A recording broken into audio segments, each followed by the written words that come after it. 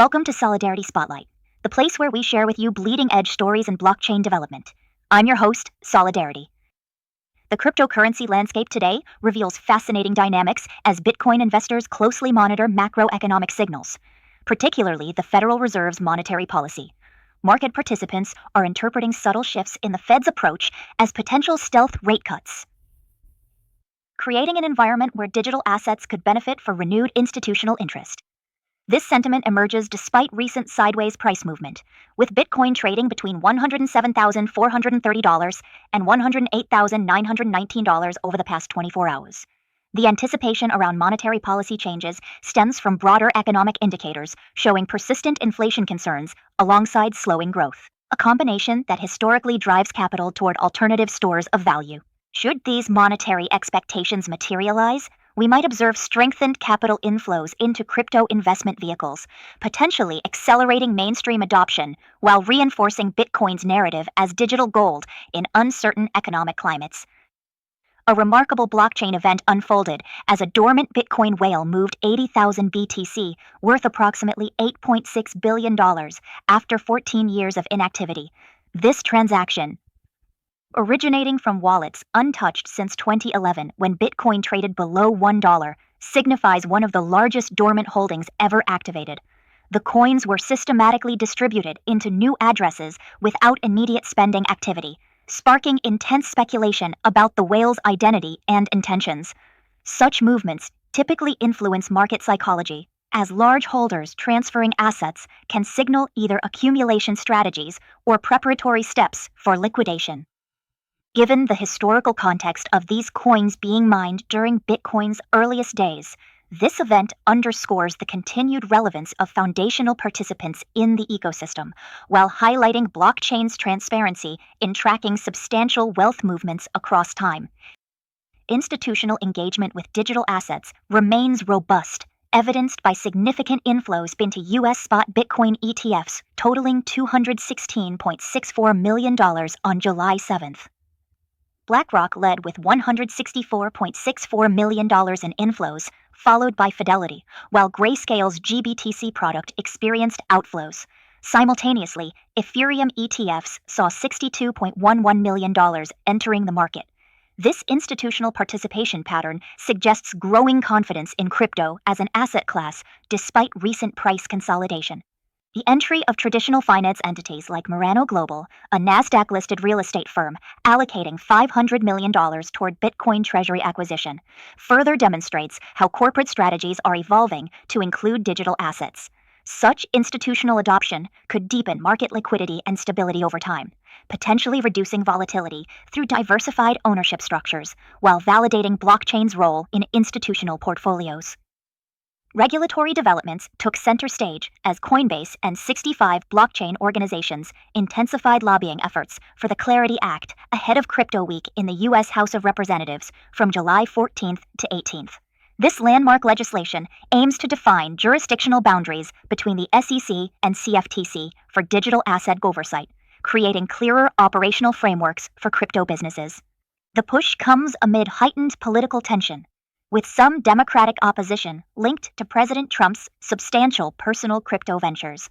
Regulatory clarity could profoundly impact market structure by reducing compliance uncertainty that currently hinders innovation.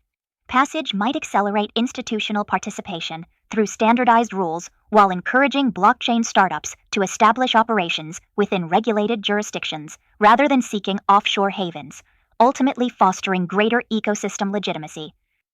Scheduled token unlocks exceeding $782 million throughout July introduce complex market dynamics, with projects like Trump preparing to release $629 million worth of tokens. These events typically increase circulating supply, creating potential sell pressure as early investors and team members gain access to previously locked assets. Historical precedents, like Axie Infinity and Aptos, demonstrate how unlocks can trigger short-term price volatility and heighten trading activity. The concentration of unlocks between July 7th and 13th warrants close observation, particularly regarding their impact on liquidity pools and staking patterns.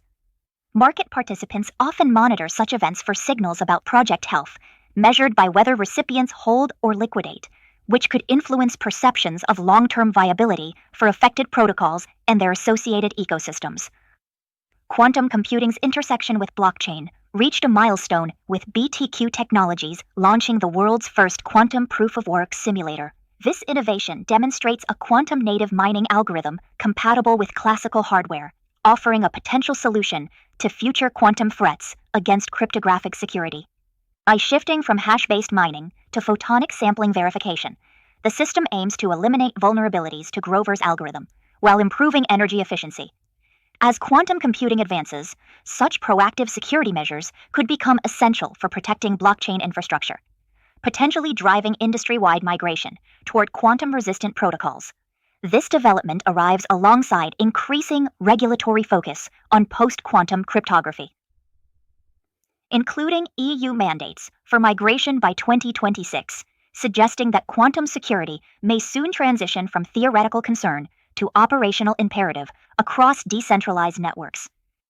Artificial intelligence integration advanced significantly through Chaintrade Exchange's partnership with the UltraX trading system, creating an AI-driven execution environment that analyzes real-time market data and liquidity conditions. This collaboration represents broader industry convergence between blockchain and machine learning, where algorithmic strategies automate trading decisions while maintaining transparency through on-chain verifiability. Such systems could democratize access to sophisticated trading methodologies traditionally available only to institutional players, though they also raise questions about market fairness and systemic risk during volatile conditions. The long-term impact may include accelerated institutional adoption as AI reduces operational friction, while retail traders gain tools to navigate complex markets more effectively, potentially balancing information asymmetries that have historically disadvantaged smaller participants.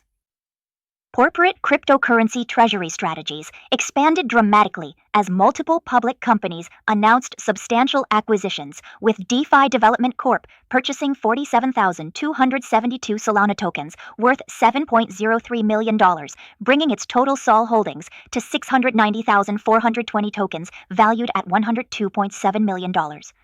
Simultaneously, BTCS Inc. revealed plans to raise $100 million for strategic Ethereum acquisition through a hybrid DeFi/TradFi model, combining ATM equity sales, convertible debt, and Aave borrowing. These moves exemplify how public companies are institutionalizing crypto treasury management, diverging from early adopter experimentation towards structured accumulation strategies.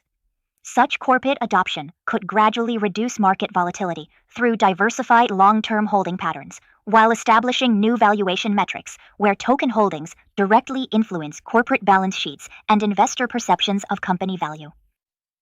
Memecoins exhibited remarkable momentum as BUNK surged 11%, with trading volume exceeding $1 billion, briefly overtaking Trump to become the fourth largest memecoin by market capitalization. This rally appears fueled by platform engagement, BUNK Fund's growing dominance, and anticipated community initiatives rather than fundamental technological developments.